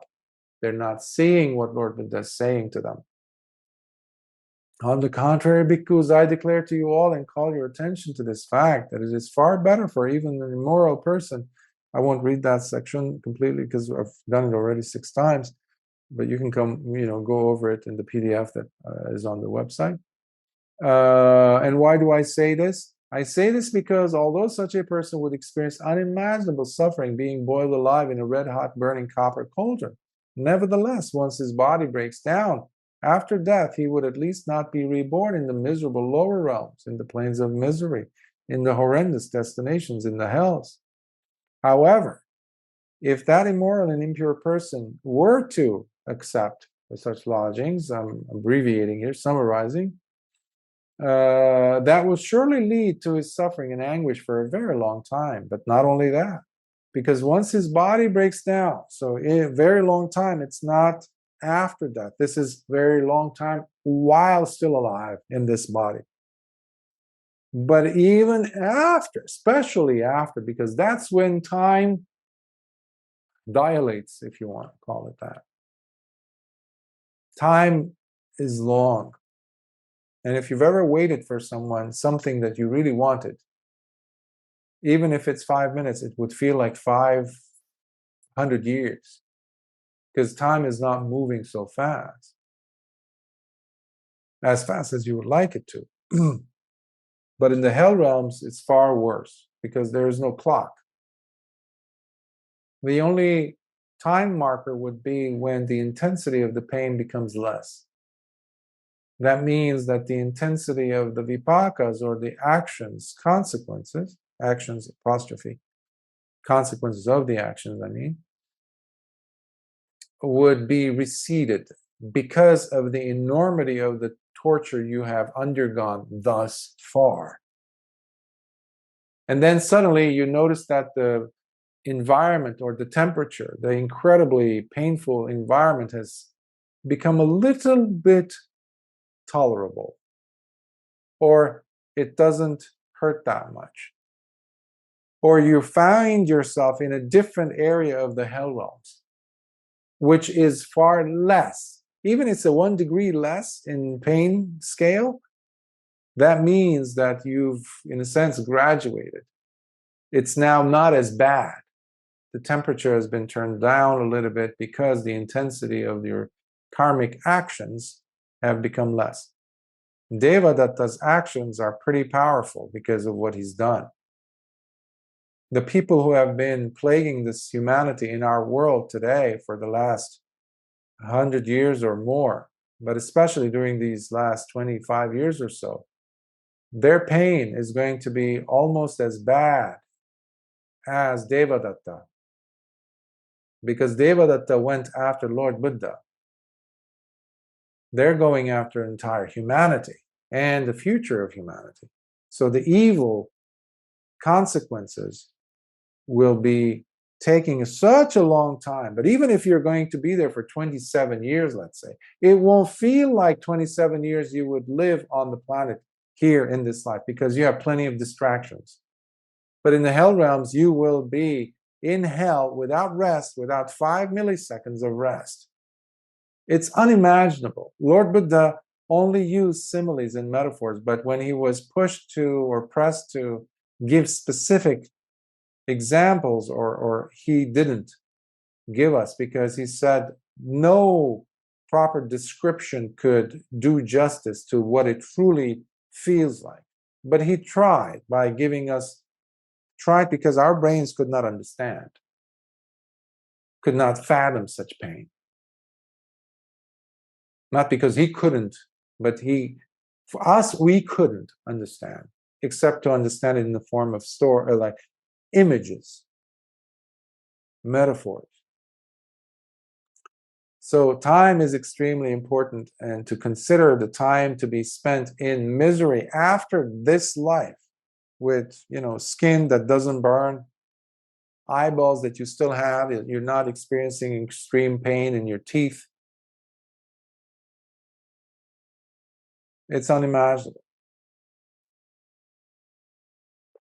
So this is where Lord Buddha now stops at the giving of examples and scenarios, and he just goes straight to the jugular to tell them how they should be training themselves. Therefore, bhikkhus, you should train in this manner. Whatever robes, alms, food, places to stay, and medicinal requisites we may be offered to use, these are the 4 requisites of a bhikkhu.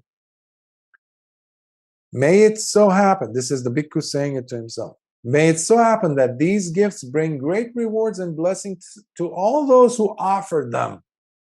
So you're thinking about those who offered them to you, not looking at the quality of the robes and saying, the fabric, I mean, it's too thick. I was like, can't you find something nicer? Like, really, the stitching I don't like. Oh, I guess I'll give it to another bhikkhu. I completely stopped to consider the person who went through so much to make this, to bring this to me. Who knows how much they've put effort and time and money? So you think about them, the donors, first, he's saying.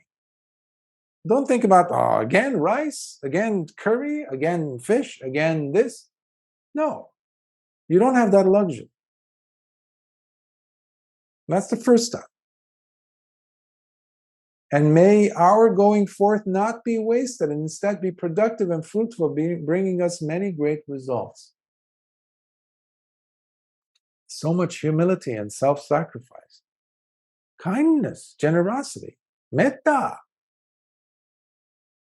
So, bhikkhus, each of you must train while you consider and apply yourselves in such a way that is truly fitting and appropriate for you, as someone who has gone forth. Basically, he's saying, you are not training. Your lifestyle is not fitting for someone who has gone forth.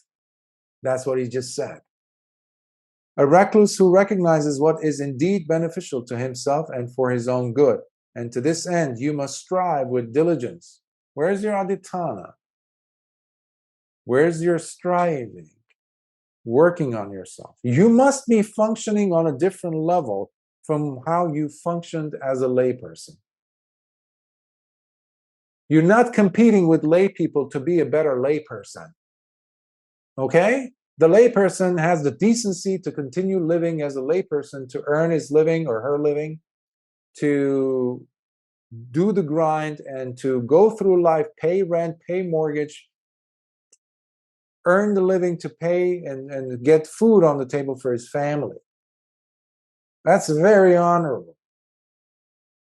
Can you maintain that level of dedication as a bhikkhu? Not by going and earning a living and doing this and that to feed other mouths. No, but just to do your part. To dedicate yourself to your way of life. That's your competition.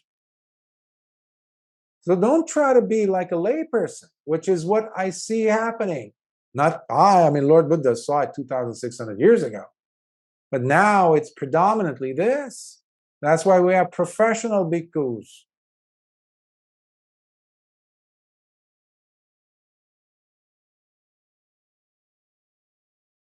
So Lord Buddha says, you must strive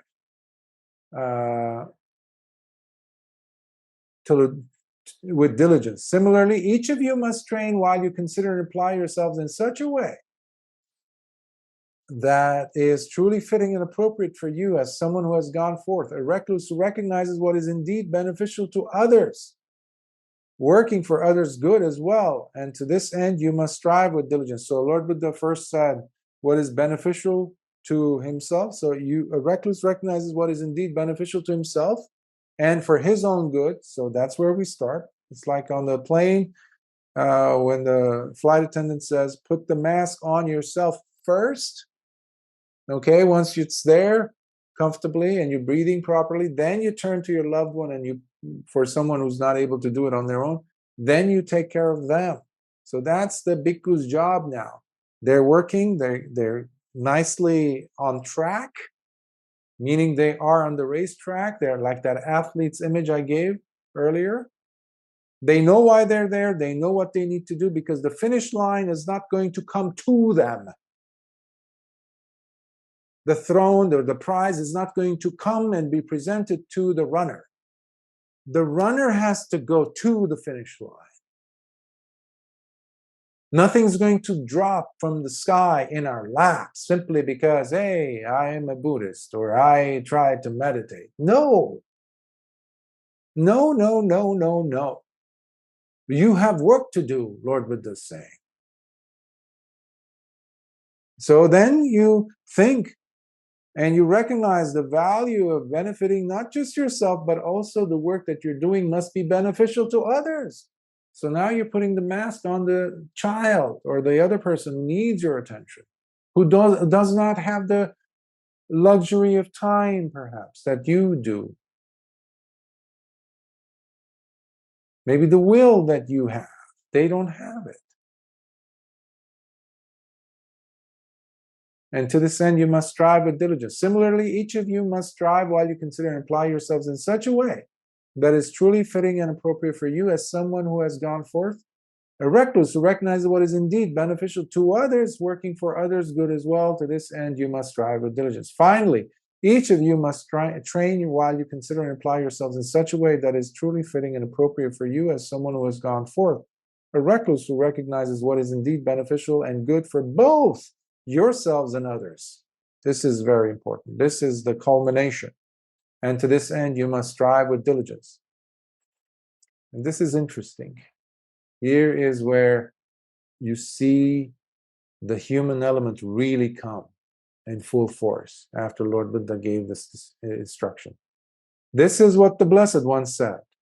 And while the great teacher was giving this explanation, and before it was finished, about 60 bhikkhus vomited hot blood. About 60 bhikkhus gave up the holy life and went down to lay life as they cried out, "This is too difficult, Blessed One. It is just too hard."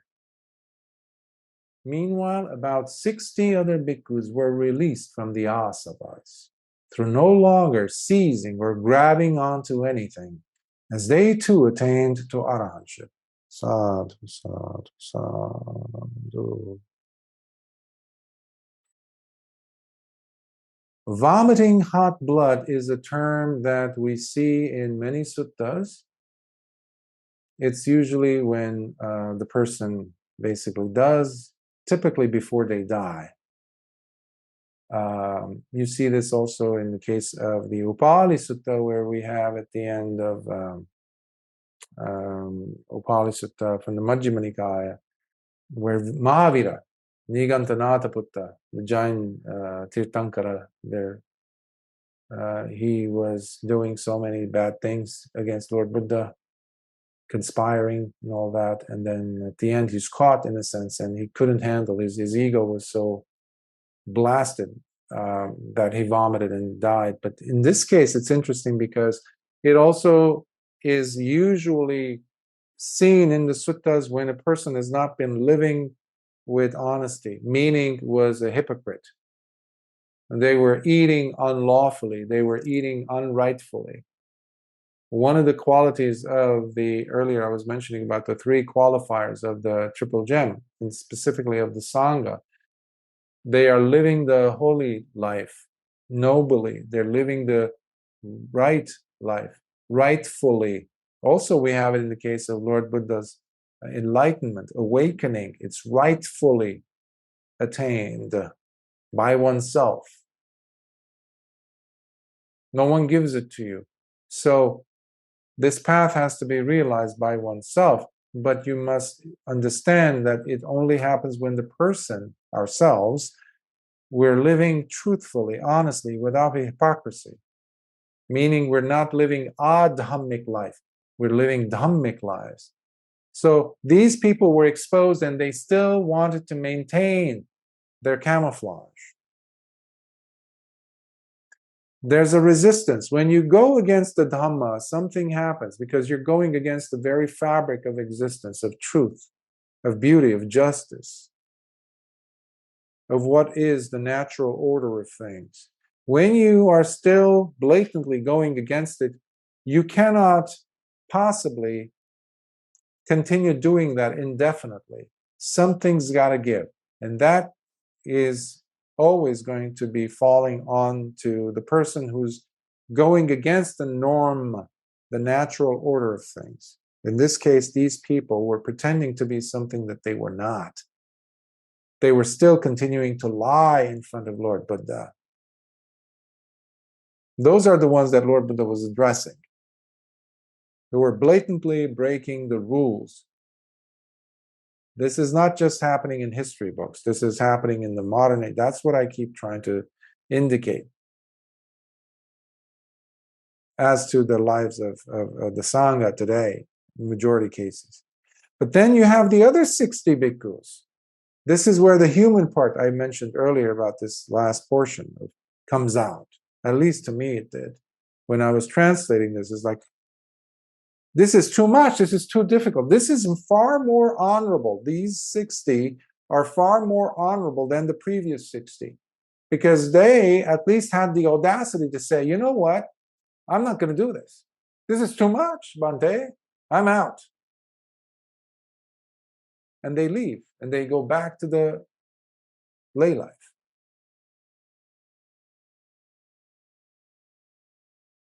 Now, in the suttas, we also have the reference being made to go down back to the low life, they say, lower life. Compared to what?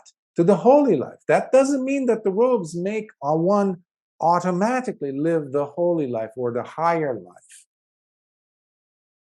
Case in point, just look around you. Okay? The examples I've been giving you already says a lot. So what the robes are being lived as has everything to do with your authentic living. So these people were exposed and they said, okay, we're not cut off for this because I want to think about non-celibate thoughts about this woman that gave me food the other day, or this, or be envious of my, I don't know, my brothers or sisters or my supporters. I want to drive that Mercedes. I want to live in a nice place. I want to have children running around me. Okay. Why did you become a bhikkhu? You see this a lot with Westerners who go to Thailand and other places and they get on, on that path and then they're monks. Some of them even spend over 10 years. And then they say, oh, I fell in love with the right woman. Oh, the right woman. What was the monastic life then? Purgatory? What was it? Like you were waiting for the right woman to show up? It was a waiting period, like, standby in the airport. It was the next thing, second best, yeah. No, there's that urgency that's necessary. You don't put on the robes to, because I have nothing else going on in my life type of a thing. During the COVID period, so many people reached out, they want to become monks. And I said, good for you. What do you want from me? Go practice. You have the suttas, go study the suttas. And then after the whole thing, many of them went back to their lives and enjoying the party life and this and that. What happened? See, when we are under very strenuous circumstances, people suddenly want to run to the closest church or religious thing, and they just want to, some major drama happening in their lives, loss of someone. They can be powerful stepping stones, incidents that can bring us to the reality of life. But what we do after, that's even more important. So who knows why these other 60 monks had gone forth. That's not our job. But one has to continue, because it's easy for you to step down from the living the holy life. It's very easy to just walk away saying, I can't do it. It's copping out, as they say in America. It's just downgraded. Because you've been married and had kids countless times in your lives in samsara. What do you think is going to change now? But how many times have you actually gone forth in all of samsara? How many times did you even come across a dispensation of a Buddha in the whole of samsaric journeys you've had? This is a rare opportunity. So how could you come and say, well, I found the right Thai woman, she came to me, she stole my heart, and now we have 3 children. But you can refer to me as Ajahn so-and-so. Excuse me? Because he was an Ajahn 10 years ago, or whatever. Now they're family now, working man, family man. That's why Lord Buddha would look down upon such people, because it's a wasted opportunity.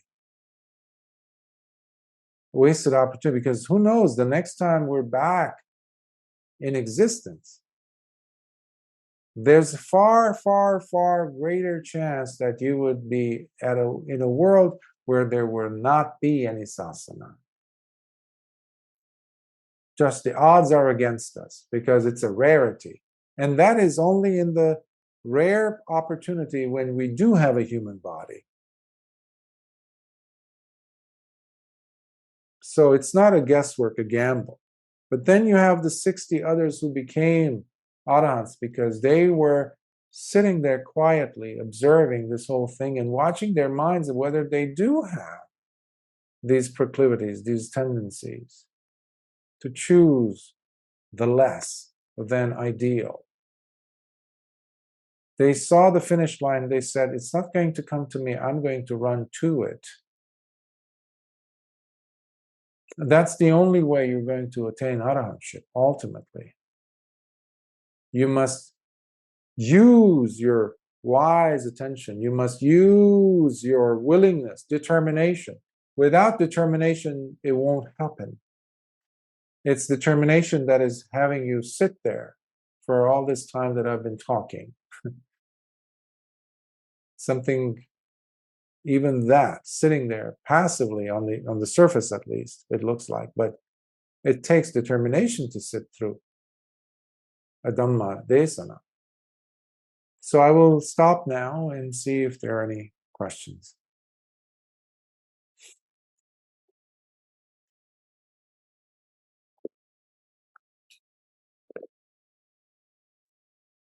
By the way, I'm at a different part of the world from last time I was in, where was I? Oh, Hungary. We were in Hungary, middle of Europe. And now we, after flying about a day and a half, hours in airports, this and that, we're back in the Americas, Central America. So, yeah, try to help the Dhamma and to try to continue doing the work for the sasana. And this time a little bit more Spanish. So it's wonderful. So long as we're alive, we have to do what we can to help the world and to create the opposite energy, to bring some kind of a coherence back. And yeah, but each of us practicing to the best of our abilities is really helping the Dhamma, really helping the Dhamma. If the Dhamma is still alive, it's actually owing to the fact that there are individuals like yourselves who are practicing. Every time you practice a single precept, you're forcing the negative energies that are adhamma, you're forcing them to step back. It might not seem much to you. It's not, I just chose not to say that word. I just chose not to do that or not to think that.